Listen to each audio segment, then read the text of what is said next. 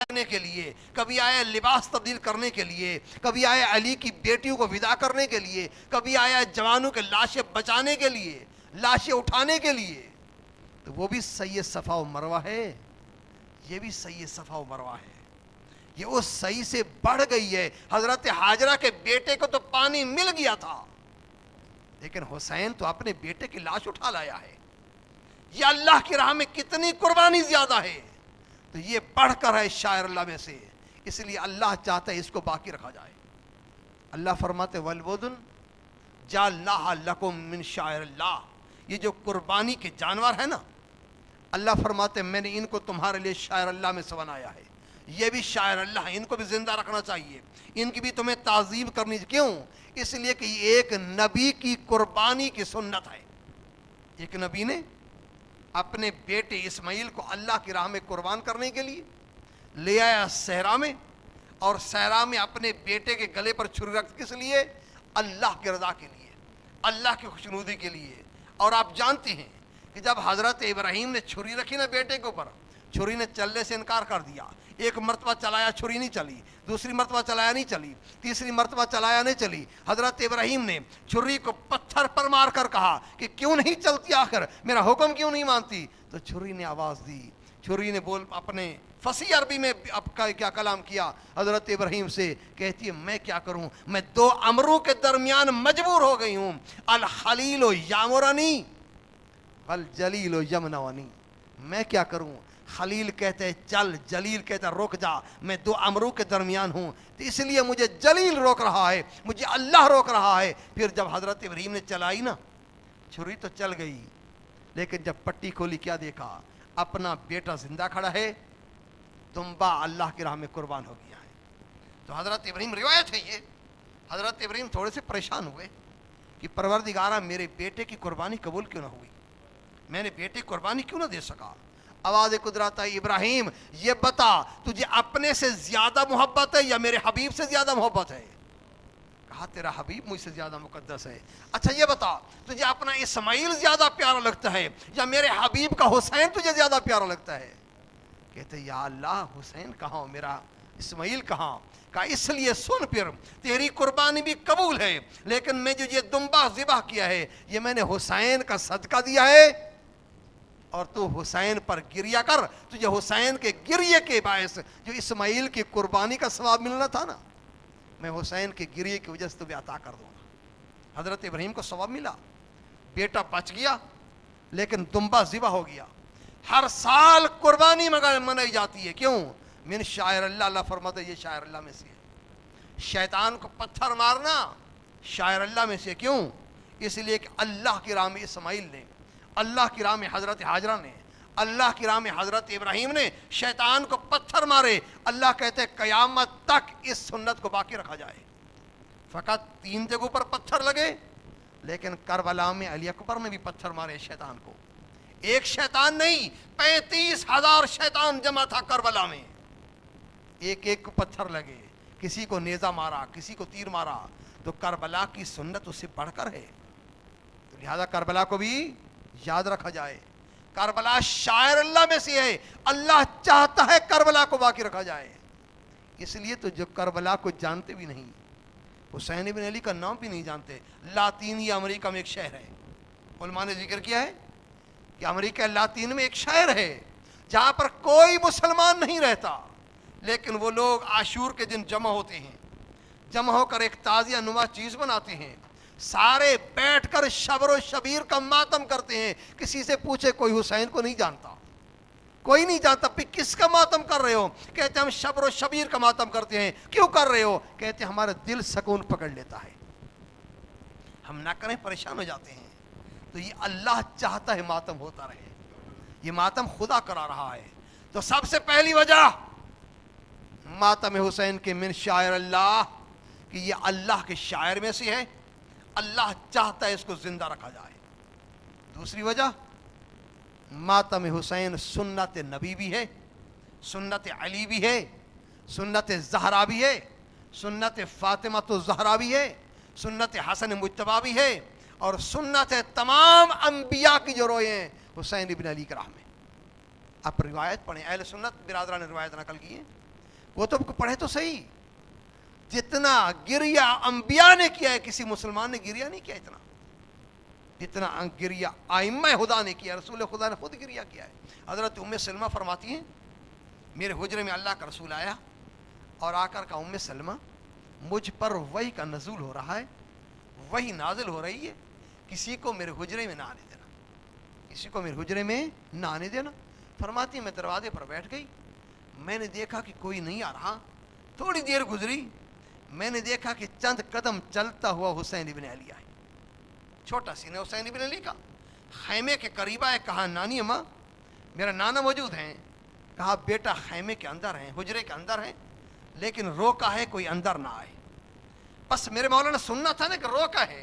एक मरतबा का नानी अम्मा क्या मेरे लिए भी रोका था, अगर हुसैन है तो उसको भी ना आने देना?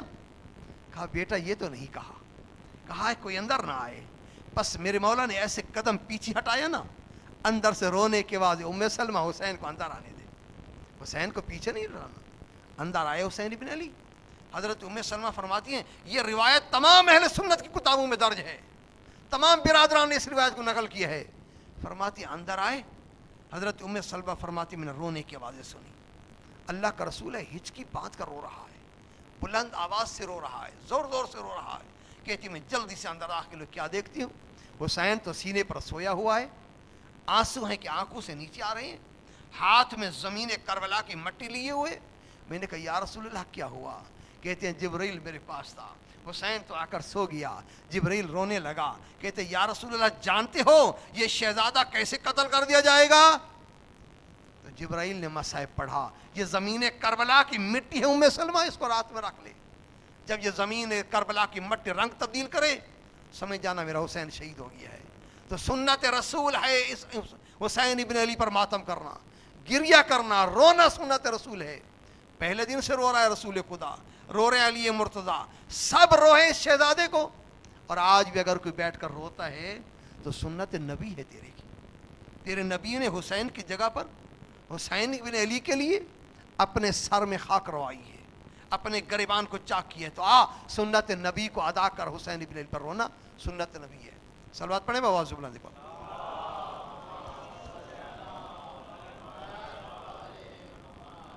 शायर अल्लाह में से हुसैन इब्न अली पर रोना, सुन्नत नबी व आइम्मा व अंबिया है हुसैन इब्न अली पर रोना।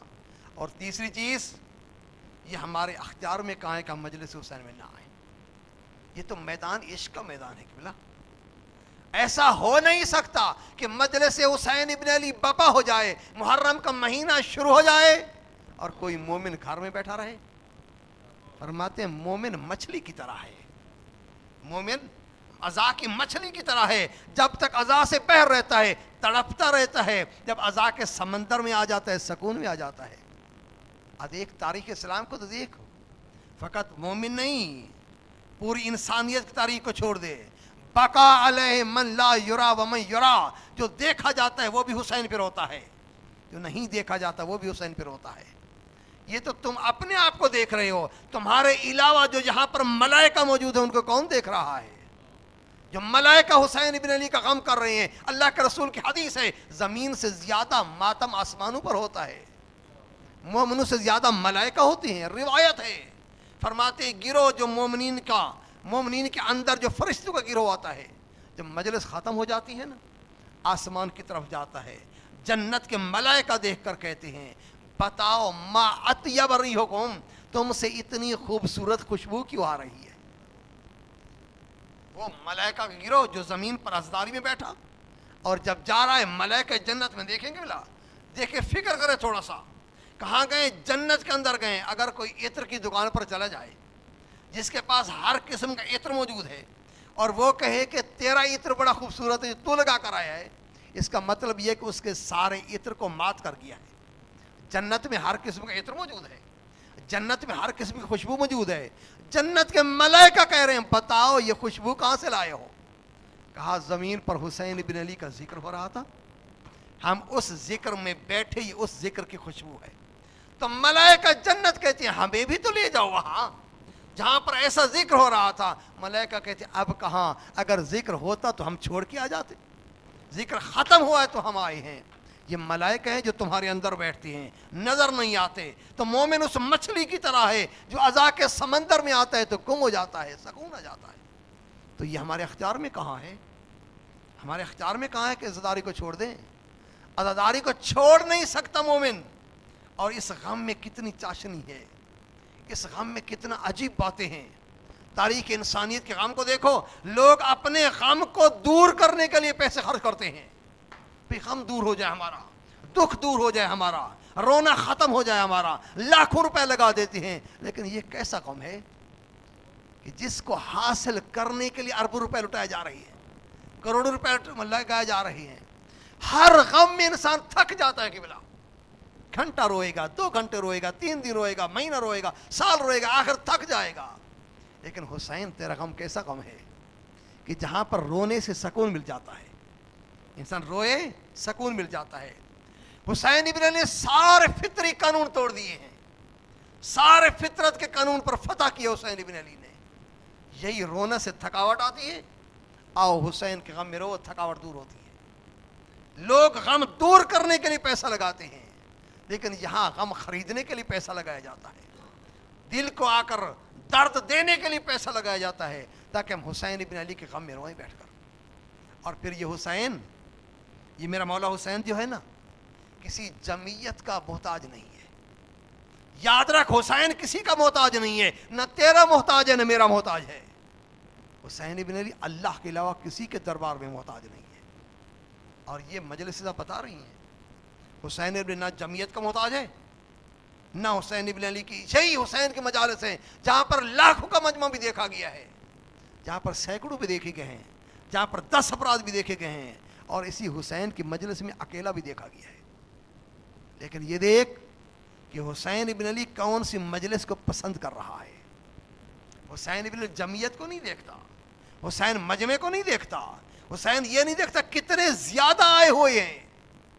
اور یاد رکھ، حسین وہ سخی ہے جو دیتا ہے تو کم نہیں دیتا ہے۔ حسین جب سخاوت کرتا ہے تو کم سخاوت نہیں کرتا ہے۔ یہاں پر لوگ مختلف نیت سے آتے ہیں، مختلف ارادے لے کر آتے ہیں۔ میرا دوست، جو یہاں پر آتا ہے مال لینے کے لیے، اس کو مال بھی مل جاتا ہے۔ جو آتا ہے شفا لینے کے لیے، شفا بھی مل جاتی ہے۔ جو آتا ہے اپنے بیٹے لینے کے لیے، بیٹے بھی ملتے ہیں اس دربار سے۔ لیکن حقیقت کیا ہے کہ وہ کتنے افراد ہیں جو آئے ہیں زہرائے مرضیہ کو راضی کرنے کے لیے۔ حسین یہ دیکھ رہا ہے، لینا ہے تو لے جاؤ حسین ابن علی سے، لیکن کس نیت سے آیا ہے مجلس میں، یہ حسین دیکھ رہا ہے۔ کون میری ماں کو راضی کرنے آیا ہے، کون اپنی دعائیں لینے کے لیے آیا ہے۔ تو ہماری سب سے پہلی نیت یہ ہونی چاہیے کہ ہم آ رہے ہیں زہرائے مرضیہ کو راضی کرنے کے لیے۔ حسین کسی جمعیت کا محتاج نہیں ہے، یاد رکھ۔ علامہ ایت اللہ اشتہاردی بیان کرتے ہیں، فرماتے ہیں کہ میرا جوانی تھی، میں ایک دربار پر کھڑا ہوا تھا، ایک عورت آئی میرے پاس، کہتی ہے روحانی ہے، میں نے کہا مولوی ہوں۔ کہتی ہے عزاداری کرتا ہے، کہ میں نے کہا ضرور پڑھوں گا۔ کہتی ہے میرے فلاں گاؤں میں، فلاں گھر میں، فلاں تاریخ کو عزاداری ہوگی تو آ جانا، وہاں عزاداری پڑھنا، مجلس عزا پڑھنا۔ میں نے کہا آ جاؤں گا میں۔ کہتے اس وقت گاڑیاں نہیں تھیں، میں نے خچر کرائے پر لیا، خچر پر چڑھ کر اس گاؤں میں پہنچا۔ جب پہنچا میں نے دیکھا کوئی آثار مجلس نہیں ہے، جہاں پر کہتے ہیں معمولاً جاتے تھے ہم تو وہاں پر شامیانہ لگتا تھا، کناتیں وغیرہ لگی ہوتی تھیں، محسوس ہوتا تھا کہ یہاں پر عزاداری ہونے والی ہے، یہاں پر عزاداری ہونے والی ہے۔ میں نے دیکھا کوئی آثار نہیں ہے۔ میں نے لوگوں سے پوچھا کہ فلاں مستور کا گھر کون سا ہے، کیا وہاں پر عزاداری ہے؟ کہ جہاں فلاں جگہ چلے جائیں، دروازہ کھلا ہوگا، اندر چلا جانا، عزاداری کی جگہ ہے وہاں پر۔